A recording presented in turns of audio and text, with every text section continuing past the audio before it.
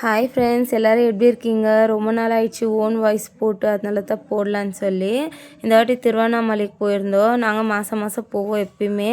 Last 3 times போகக்குள்ளே சாமியை பார்க்கவே முடியல, ஏன்னா பயங்கர க்ரௌடாக இருந்துச்சு. இந்த வாட்டி அவ்வளோ க்ரௌடு இருக்குல்ல. சரி, நாங்கள் ரூமுக்கு என்ட்ரி ஆனதுமே அங்கே சொன்னாங்க காலியாக இருக்குது, போய் பார்த்துட்டு வர்றதுனா பார்த்துட்டு வாங்கன்ட்டு. நானும் வீட்லேயே டிசைட் பண்ணிட்டு தான் வந்திருந்தேன், இந்த வாட்டி என்ன ஆனாலும் சாமியை பார்க்காத வரக்கூடாதுன்னு. சாமி கூட அதான் நினச்சாங்களே என்னமோ தெரியல. என்னைய பார்த்துட்டு நீ போயிட்டு அப்புறமா கிரிவலம் சுற்றுன்னு.